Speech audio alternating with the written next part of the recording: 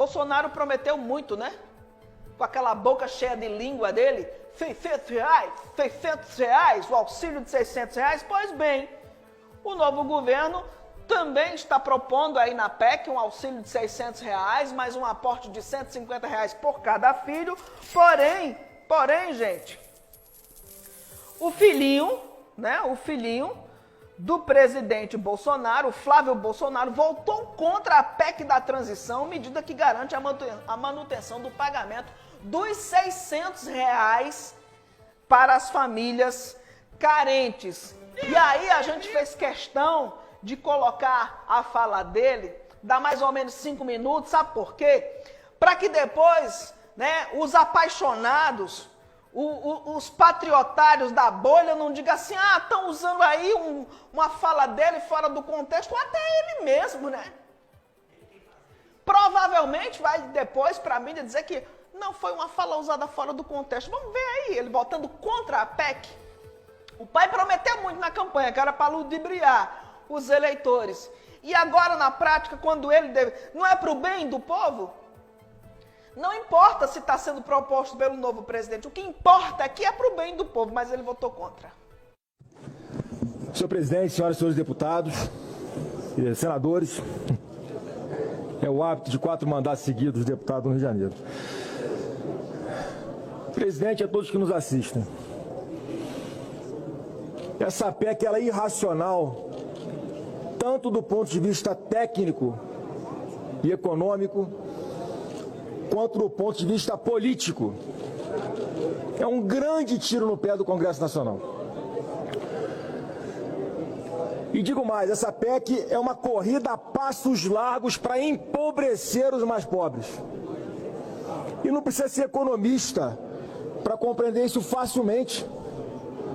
Esse arregaço que se pretende fazer no orçamento, não é à toa que a PEC está sendo apelidada de PEC do precipício, PEC do fim do mundo, PEC da Argentina, e outros adjetivos, porque a consequência óbvia de se ignorar que haja um controle das despesas vinculadas à arrecadação e o fluxo normal de pagamento de dívida, isso gera incerteza. Isso vai gerar fuga de capital do Brasil, isso vai causar uma fuga de investidores do Brasil. E é óbvio que isso aqui vai gerar inflação, aumento no preço da comida. E como nós temos hoje um Banco Central independente, a consequência óbvia e lógica vai ser um aumento abrupto dos juros nesse Brasil por parte do Banco Central independente. A PEC, do jeito que está sendo colocada aqui, esses R$600 em um ano estão valendo 500. Em 2 anos o Brasil afundou com esse descontrole total dos gastos públicos. E uma coisa que eu acho mais irracional ainda mais partindo-se de uma casa onde parte do princípio, senadores Alci, que são parlamentares mais experimentados, ex-presidente da República, ex-ministro, ex-governador, pessoas com a larga experiência política. Isso aqui está transformando o Congresso em 2 anos de inutilidade. Senadores e deputados vão ser descartáveis por 2 anos.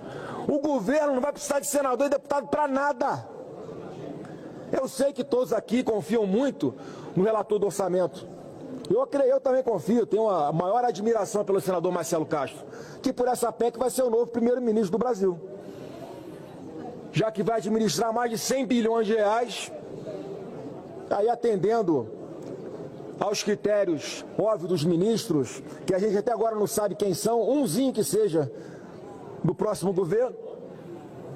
Mas eu não consigo entender qual é a lógica, qual é a malandragem do Senado abrir mão desse poder de negociação, de defender os seus estados, defender os seus eleitores, de levar mais orçamento para suas bases, de participar com mais responsabilidade, seriedade e detalhes do que vai ser feito com o dinheiro do contribuinte. Porque isso aqui é uma carta em branco. Para um governo que nós não sabemos nem quem vai ser o ministro da Fazenda, ou da Economia, ou do Planejamento. O que se cogita é o Haddad, não é isso mesmo, senador Marcos Rogério? Um grande economista que deve ser o grande timoneiro desse barco, que com essa PEC aqui vai afundar muito rápido. E, presidente, eu vou acompanhar aqui, porque o teto de gasto criado em 2017, ele veio como consequência exatamente de algum controle sobre os gastos públicos, porque vivíamos um momento de gastos excessivos, sem nenhum controle, corrupção generalizada, e como uma espécie de botar um freio nessa sangria desatada, estancar essa sangria desatada.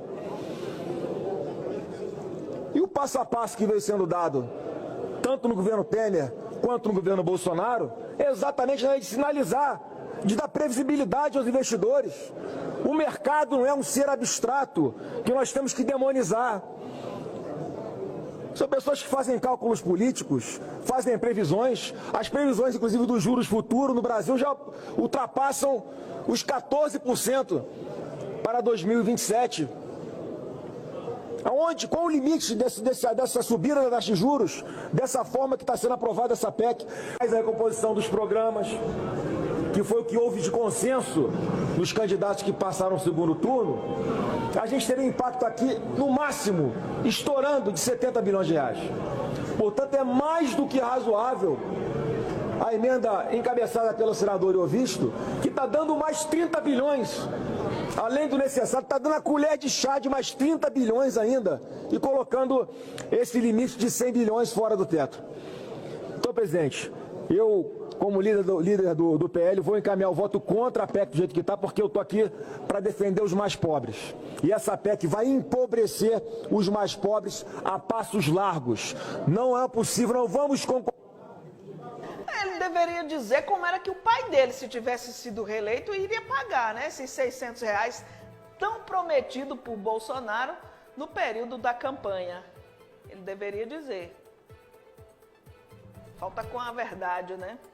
Falta com a coerência. Essa fala dele foi ontem, disse que não sabia quem ia ser o ministro da Economia. A partir de agora nós já sabemos, né? Nós já sabemos. E é visível, né, que o clã Bolsonaro está torcendo pelaquela história, quanto pior, melhor. Está defendendo aí o povo absolutamente em nada. Se essa PEC não for aprovada, aí sim ficará mais complicado, especialmente para aqueles que já não têm muita coisa, para não dizer que não tem nada.